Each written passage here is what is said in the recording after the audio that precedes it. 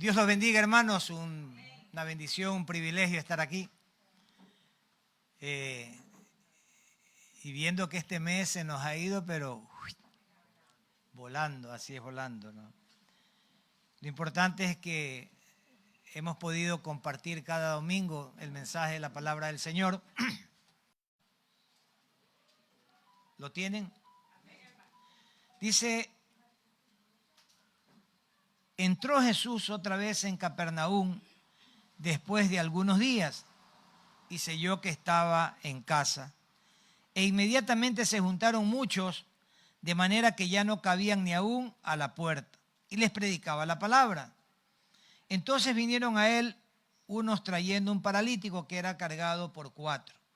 Y como no podían acercarse a él a causa de la multitud, descubrieron el techo de donde estaba, y haciendo una abertura bajaron el lecho en que yacía el paralítico. Al ver Jesús la fe de ellos, dijo al paralítico: hijo, tus pecados te son perdonados. Estaban allí sentados algunos de los escribas, los cuales cavilaban en sus corazones. ¿Por qué habla este así? Blasfemia, dice. ¿Quién puede perdonar pecados si no solo Dios? Y conociendo luego Jesús en su espíritu que cavilaban de esta manera dentro de sí mismo, les dijo: ¿por qué caviláis así en vuestros corazones? ¿Qué es más fácil decir al paralítico: tus pecados te son perdonados? O decirle: levántate, toma tu lecho y anda. Pues para que sepáis que el Hijo del Hombre tiene potestad en la tierra para perdonar pecados, a ti te digo, le dijo al paralítico, levántate, toma tu lecho y vete a tu casa. Entonces él se levantó enseguida y tomando su lecho, salió delante de todos, de manera que todos se asombraron y glorificaron a Dios diciendo: nunca hemos visto tal cosa. Que el Señor añada bendición a su palabra. En este milagro nosotros podemos ver 3 cosas o 3 acciones. Podemos ver cómo Jesús muestra su autoridad, cómo Jesús muestra su poder, y también podemos ver la responsabilidad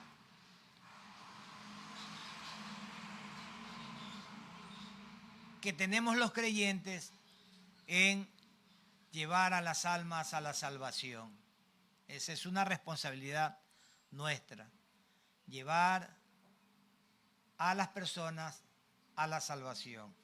Entonces, vemos la autoridad de Jesús para perdonar pecados. ¿Por qué autoridad de Jesús para perdonar pecados? Porque Él es Dios. También el poder de Jesús para sanar. Dios es todopoderoso, Jesús es todopoderoso. Él es el creador de los cielos y de la tierra, el que ordenó el universo, el que nos hizo a todos nosotros, a ustedes y a mí. Y si Él tiene el poder para crear los cielos y la tierra, pues también va a tener poder para ordenarle a un cuerpo que vuelva a su estado natural, al estado del diseño que Dios estableció en él.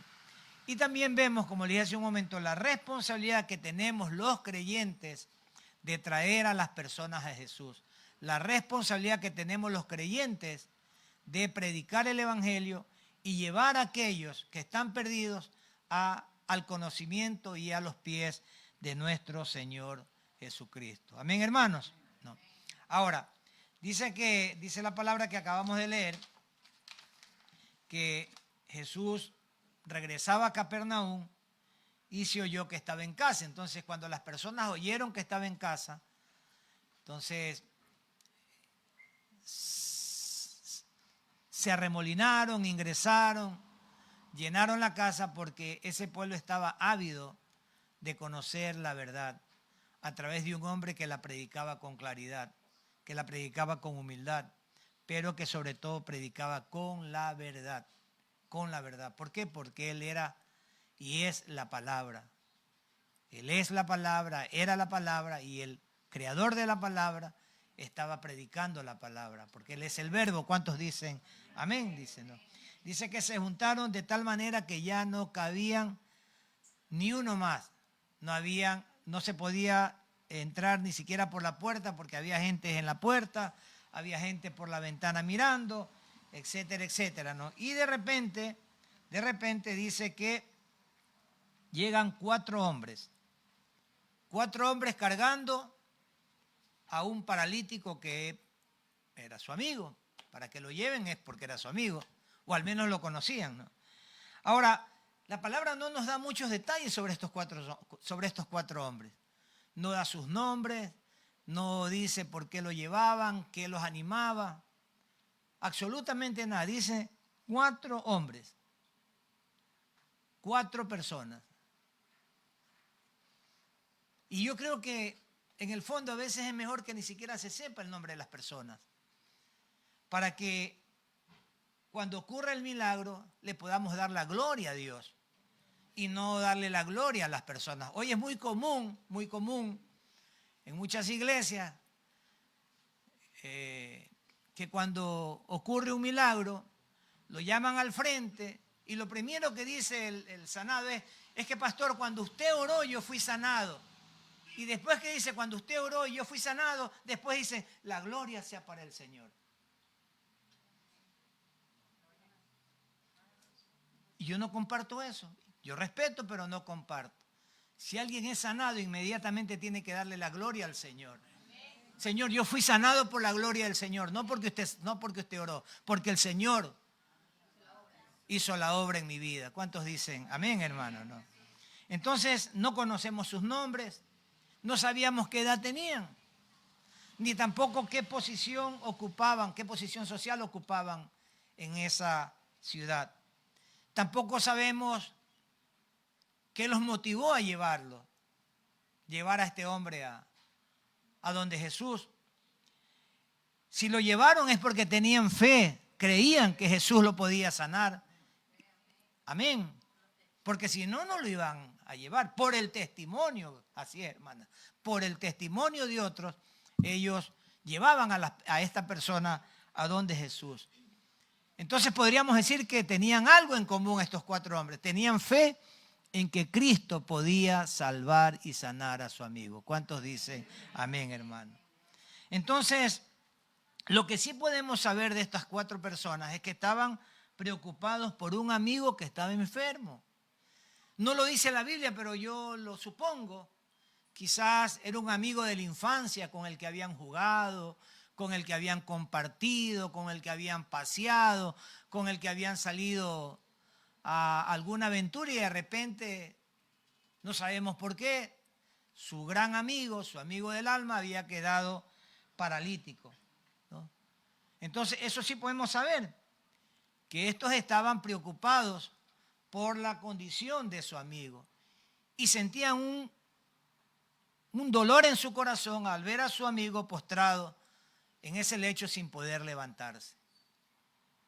Sentían compasión, sentían misericordia por este amigo que no podía levantarse. Pero también podemos saber que también estaban convencidos, completamente convencidos de que Jesús les iba a resolver el problema a su amigo, para que una vez que le resuelve el problema a su amigo, ellos podían nuevamente compartir aquellos momentos que habían vivido en su juventud o en toda su etapa de amistad. De eso sí estaban ellos completamente convencidos, de que solamente Jesús le podía resolver el problema a su amigo. Sabían que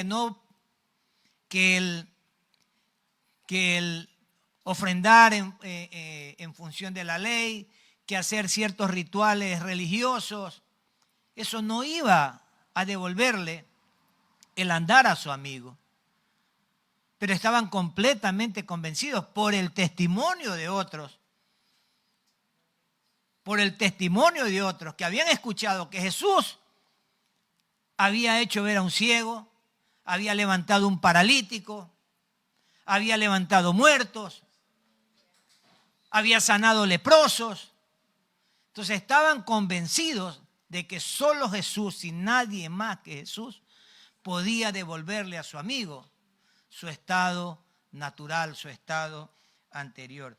Ellos creyeron que Jesús era suficiente para suplir las necesidades de su amigo que se encontraba postrado en ese lecho. ¿Cuántos dicen amén, hermano?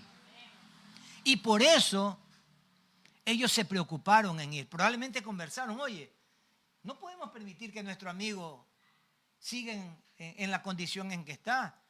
Hemos escuchado de un Jesús de Nazaret que hizo ver a un ciego que se llamaba Bartimeo, que hizo ver a otros 2 ciegos, que levantó un paralítico que estaba postrado junto a la fuente, que levantó de los muertos a un tal Lázaro, a la hija de un señor que se llama Jairo, al hijo de una señora que era de la ciudad de Naín.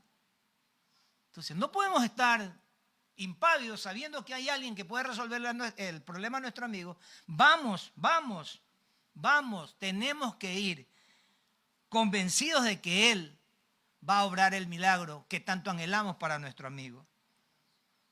Ellos se preocuparon de ir. ¿Qué pasa cuando nosotros nos volvemos impávidos, nos volvemos rutinarios, complacientes y no acudimos a ese llamado de ir a predicar el evangelio para que las personas sean salvas?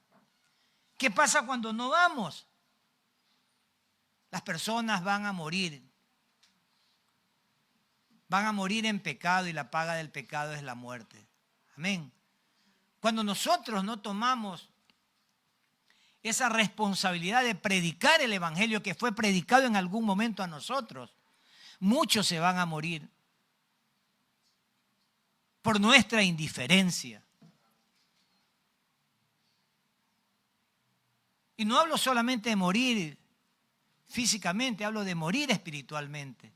Muchos se van a perder ese gran regalo gratuito que es la salvación, que está a la disposición de todos, sin importar el pecado que se haya cometido, está a la disposición de todos.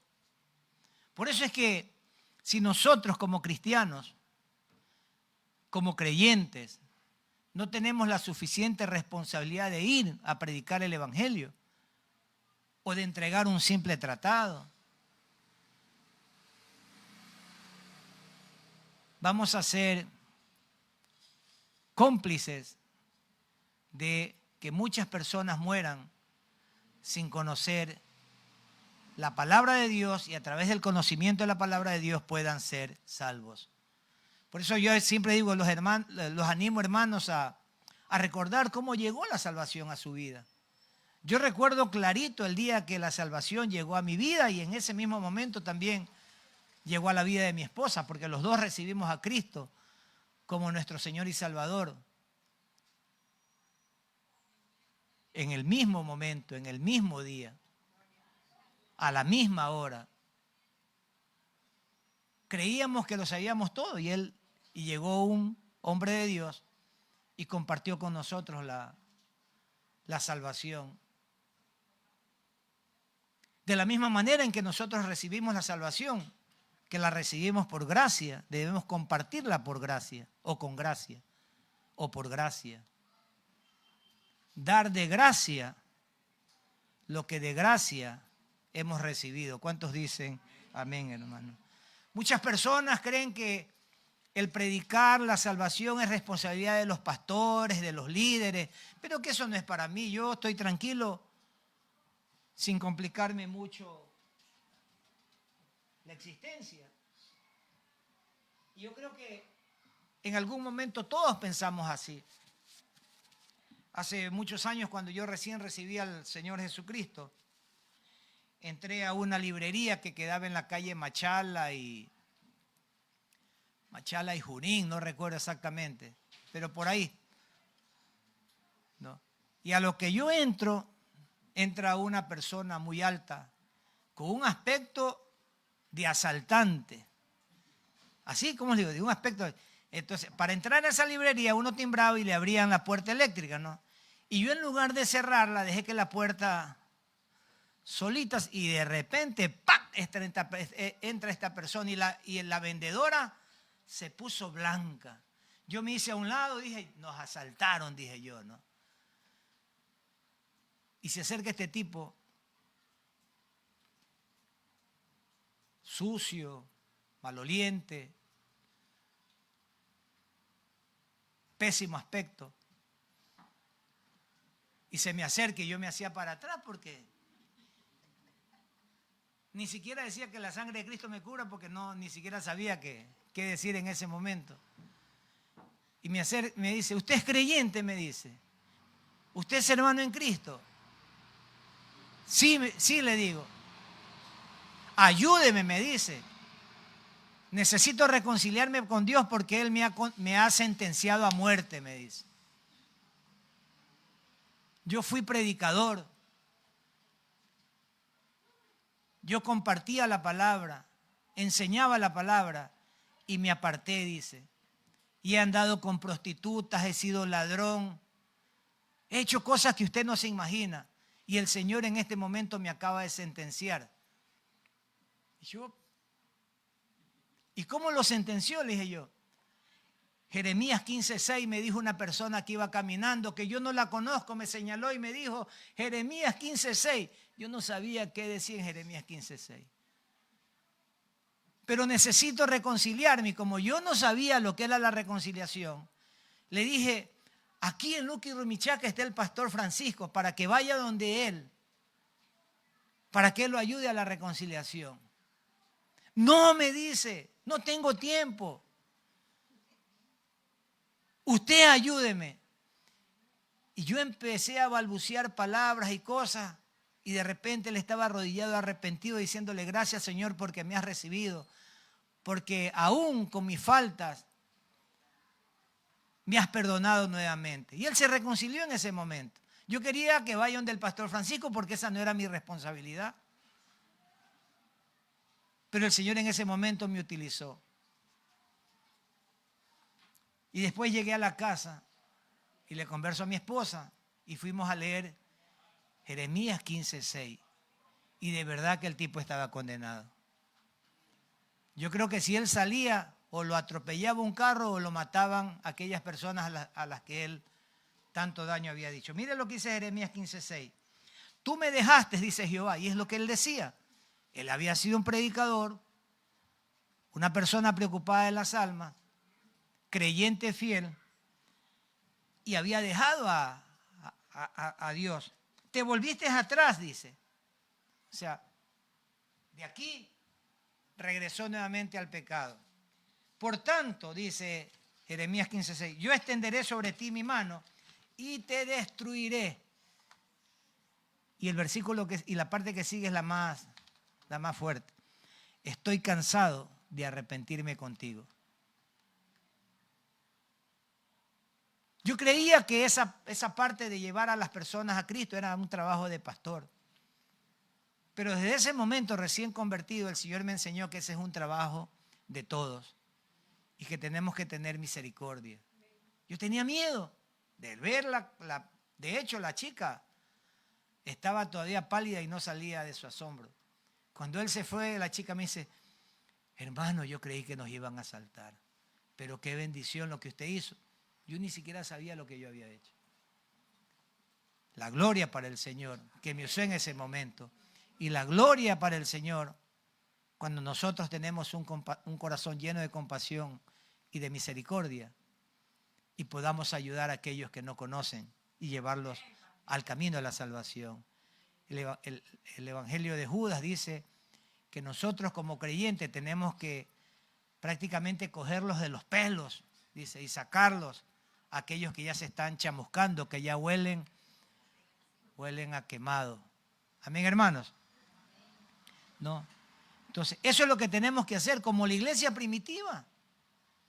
La iglesia primitiva no estaba diciendo, hey, ¿usted quiere salvarse? Vamos para llevarlo donde el apóstol Pedro.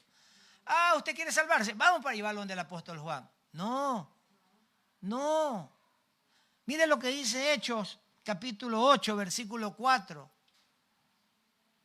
Hechos, capítulo 8, versículo 4, y voy a dejar separado un versículo para el final antes de que me olvide. Hechos capítulo 8.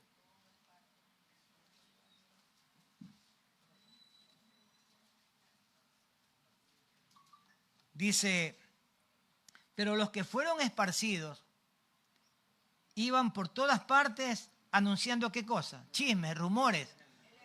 El evangelio. Iban anunciando. Entonces Felipe, descendiendo a la ciudad de Samaria, les predicaba a Cristo. Y la gente unánime escuchaba atentamente las cosas que decía Felipe, oyendo y viendo las señales que hacía. Porque de muchos que tenían espíritus inmundos salían estos dando grandes voces, y muchos paralíticos y cojos eran sanados. Los sanaba Dios, pero utilizaba ¿a quién? A Felipe. Y muchos paralíticos y cojos eran, así que había gran gozo en aquella ciudad. Yo creo que una de las maneras de llenar de gozo a Mapasingue es a través del conocimiento de la palabra de Dios. Yo creo que el mundo cambiará en el momento que las personas conozcan la verdad del Evangelio. Con mucha pena he visto la inauguración de los Juegos Olímpicos. Con pena he visto cómo se han burlado de la fe cristiana. Se han burlado. Yo creo que ni los satánicos pudieron llegar tan lejos como han llegado este grupo de LGTBI de Francia. Qué dolor viendo cómo se han burlado de la fe del cristiano y cómo se han burlado de la palabra de Dios. Que Dios tenga misericordia de ellos. Que Dios no se canse, como le dijo a este hombre, estoy cansado de arrepentirme y no les llegue la destrucción. Dios tenga misericordia de aquellos que se han permitido disfrazar niños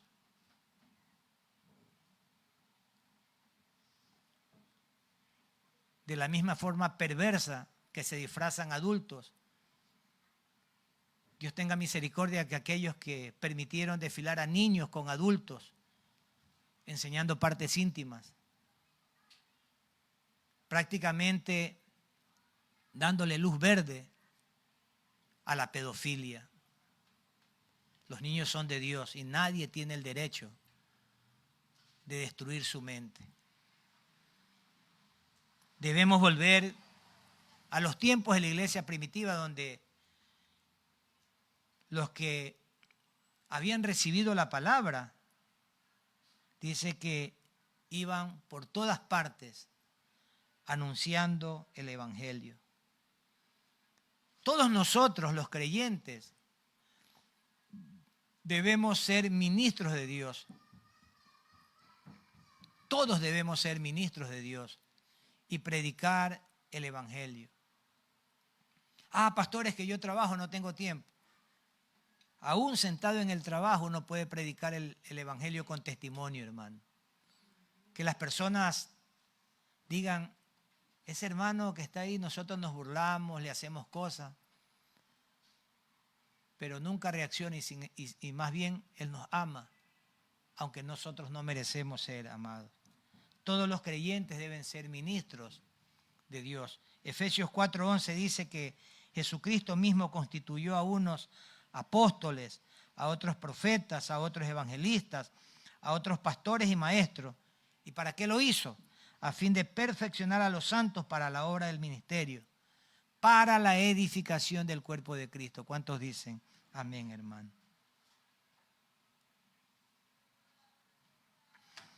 Volviendo al evangelio que leímos, en el versículo 4 dice que no tenían por dónde entrar y que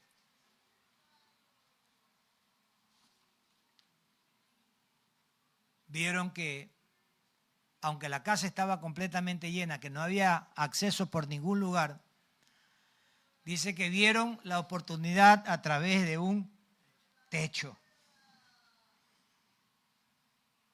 La casa estaba rodeada, completamente llena. La multitud la tenía completamente cubierta. No había opción para subir.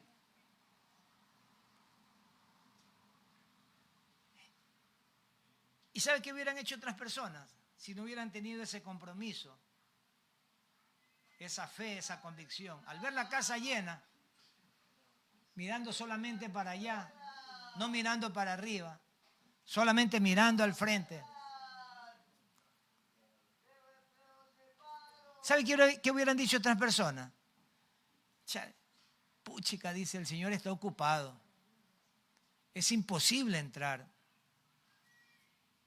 O como dirían algunos hermanitos, la puerta está cerrada. Yo creo que hoy no es el momento. O Dios no quiere que nosotros lo metamos. Probablemente se merece estar así porque Dios no quiere sanarlos. Eso hubieran dicho algunos. Nosotros somos campeones para poner pretextos para no predicar el Evangelio. Es que no sé hablar. Es que no tengo el conocimiento de la palabra. Es que soy tartamudo, como diría Moisés.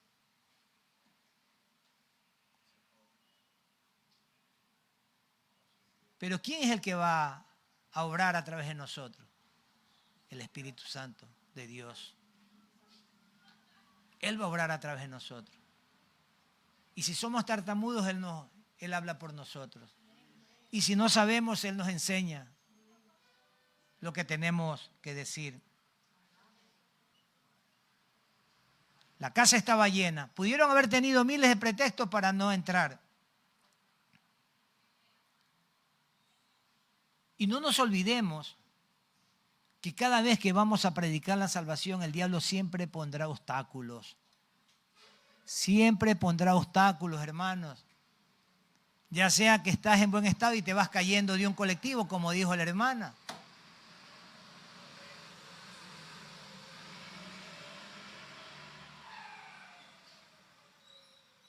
O porque te llaman a hacer otra cosa. O porque te mordió un perro. A mí me han mordido muchos perros. Soy dulce. El diablo siempre va a poner obstáculos, hermano. Esto no es fácil.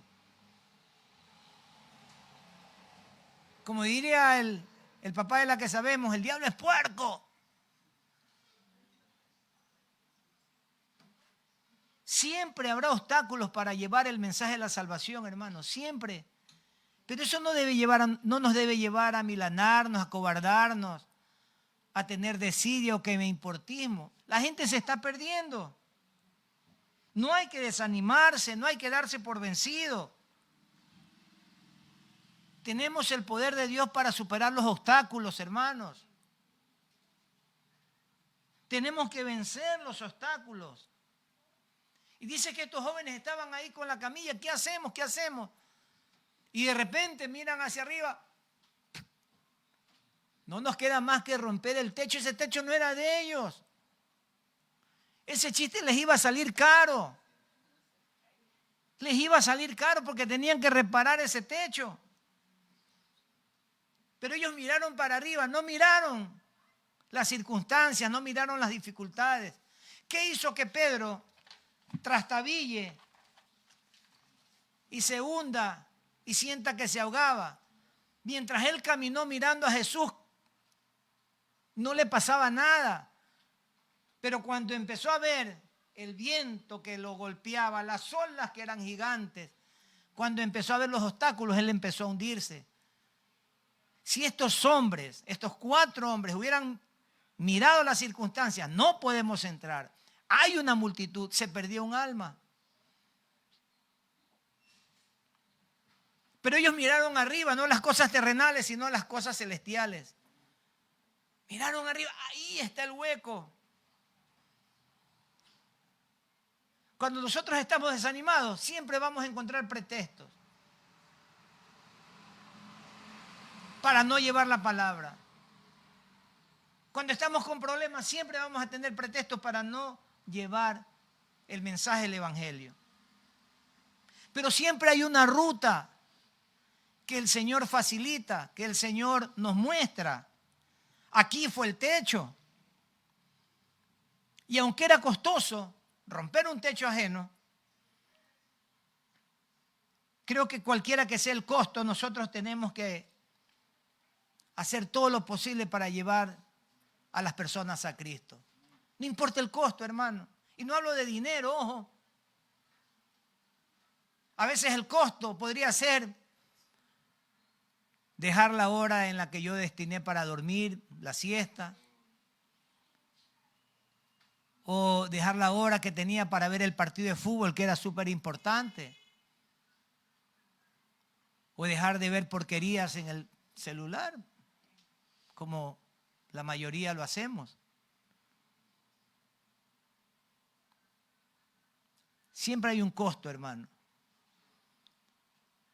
pero hay que romper el techo como hicieron estas personas.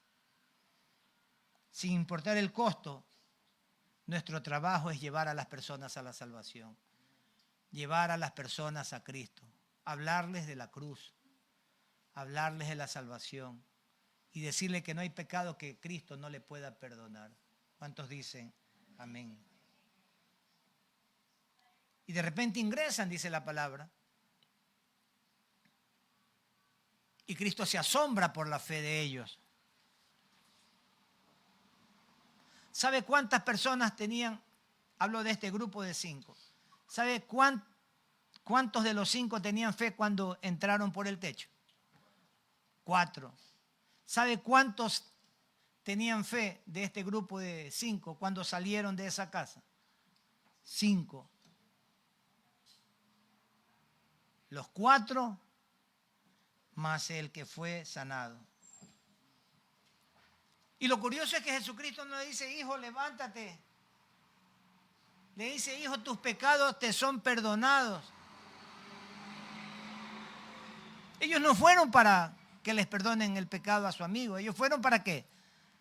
Para que Cristo los sane, le devuelva la motricidad en su cuerpo.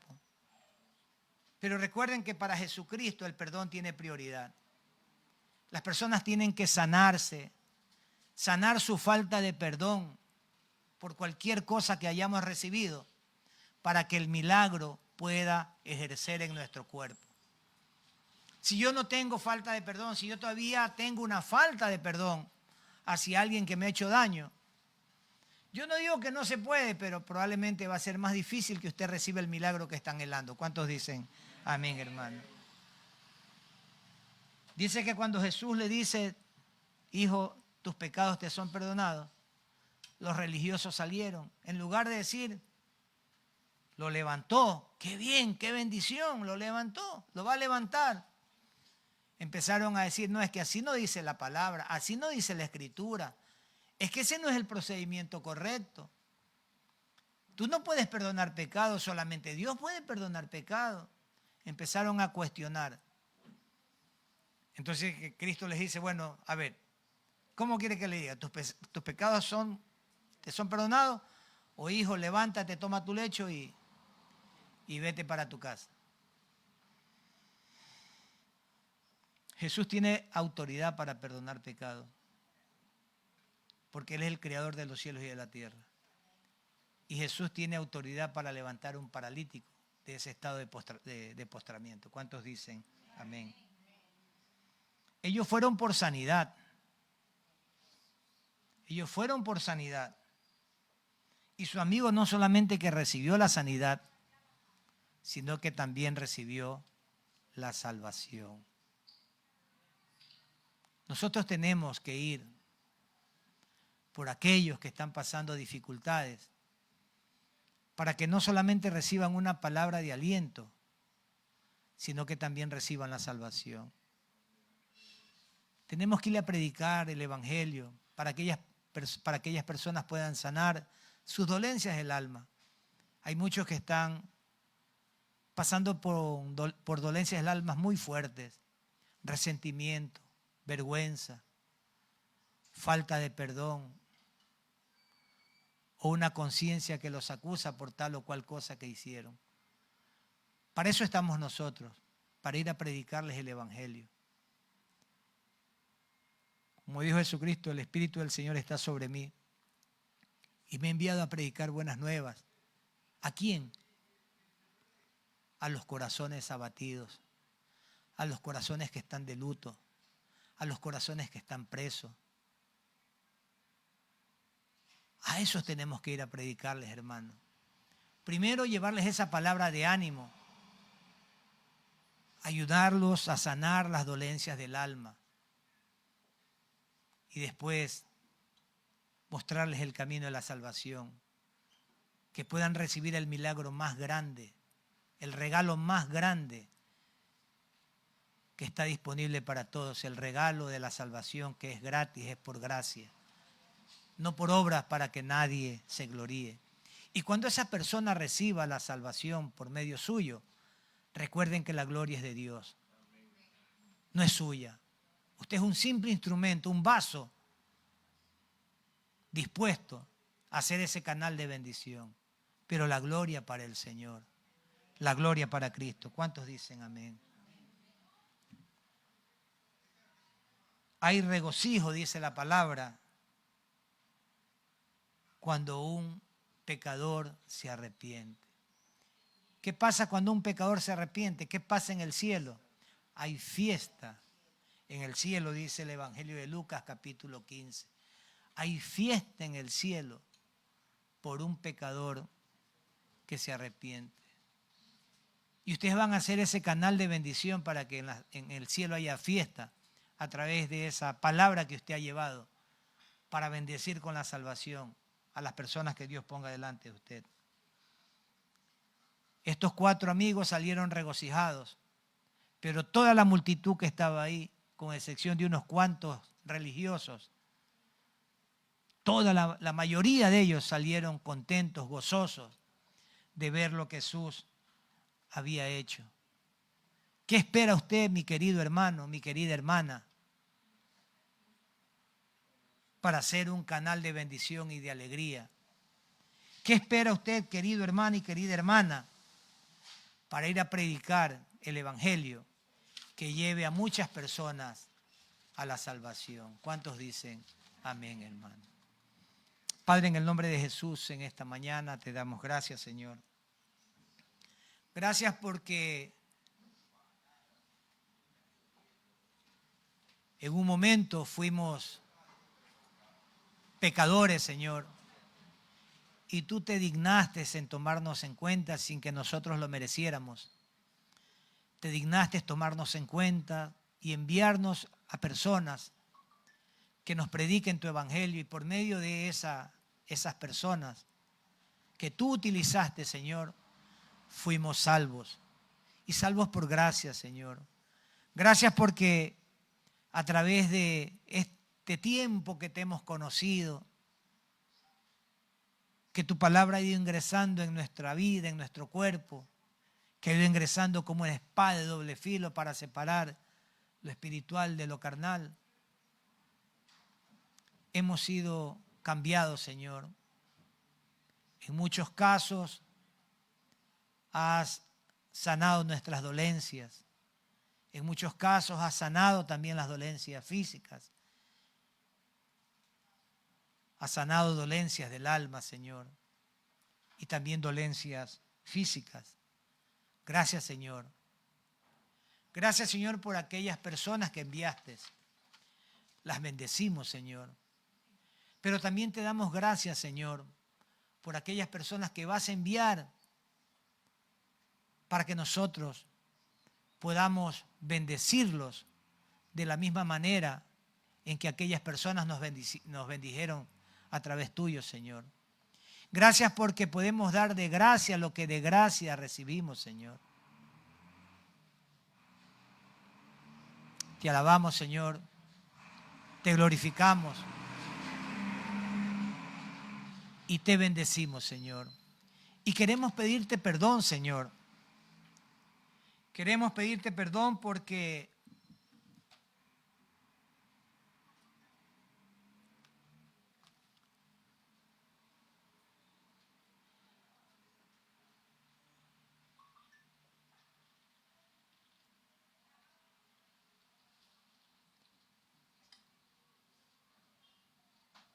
porque no hemos hecho lo que tú nos mandaste hacer, Señor. Perdónanos, Señor. Pon en nosotros, Señor, el querer como el hacer, Señor, para predicar tu palabra, para evangelizar a aquellos que necesitan ser evangelizados, Señor. Que podamos decir como el apóstol Pablo: pero de ninguna cosa hago caso, ni estimo preciosa mi vida para mí mismo, con tal que acabe mi carrera con gozo y el ministerio que recibí del Señor Jesús, para dar testimonio del evangelio de la gracia de Dios. Y poder decir: y ahora he aquí, yo sé que ninguno de todos vosotros, entre quienes he pasado predicando el reino de Dios, verá mi rostro, pero sí veremos todos juntos el rostro de Dios eternamente y para siempre. Oramos, Señor, en esta mañana e intercedemos, Señor, por aquellos que no te conocen, para que sea usted enviándolos a nuestras vidas, Señor, que sea preparando el corazón de aquellos que no te conocen y enviándolos, Señor, a nuestras vidas para que podamos predicar el evangelio de la salvación, Señor. Que podamos ser parte de ese gozo en el cielo por un pecador que se arrepiente. Y qué más bendición, Señor, que ese pecador se arrepienta, siendo nosotros ese canal de bendición. En el nombre de Jesús, Señor. Pon en nosotros, Señor, el querer como el hacer. Que no solamente seamos oidores de tu palabra, Señor, sino también hacedores. Y que el hacer tu palabra nos lleve, Señor, a tener compasión por las almas, a tener misericordia por las almas que se están perdiendo, Señor. Bendícenos, Señor, para ser de bendición en el campo misionero, Señor, en el campo de la predicación de la salvación. Oramos, Señor, en esta mañana por todos aquellos que están enfermos, Señor. Que el Señor sea sanando toda enfermedad. En el nombre de Jesús, sean sanos, completamente sanos, por el poder de su palabra, Señor. Tú dices en tu palabra que envías tu palabra para sanar. Recibimos esa palabra de sanidad en nuestros cuerpos, Señor. En el nombre de Jesús de Nazaret. Oramos por la salvación, Señor. Oramos en este momento, Señor, por aquellos que no te conocen, Señor. Que pongas convicción de salvación en ellos, Señor. En el nombre de Jesús, si tú no conoces a Cristo, te animo a hacer esta oración. No es una oración religiosa, es una oración de fe que cambiará tu vida para siempre, que te dará el derecho de ser llamado hijo de Dios y poder disfrutar eternamente con Él para alabarlo y glorificarlo. Ahí donde estás, repite estas palabras y dile: Señor Jesús, te necesito. Reconozco que soy un pecador, que he hecho lo malo delante de ti, que he hecho lo malo a muchas personas, Señor. Y dile: estoy arrepentido, me arrepiento, Señor. Perdona mis pecados. Dile: en esta mañana te abro mi corazón y te recibo como mi único y suficiente Salvador. Gracias, Señor, por vivir en mi corazón, por perdonarme, por salvarme, por limpiarme, por hacerme una criatura nueva. Y gracias, Señor, por escribir mi nombre en el libro de la vida. Si tú hiciste esta oración, te animo a que nos escribas. Queremos orar por ti, queremos animarte a que nos visites aquí a esta iglesia. Queremos animarte a que nos visites para poder seguir compartiendo las riquezas de la palabra de Dios. Que el Señor los bendiga y los guarde. Que el Señor haga resplandecer el rostro sobre cada uno de nosotros. Que el Señor nos llene de su paz. En el nombre de Jesús. Amén, amén y amén. Gloria a Dios. Gloria a Dios.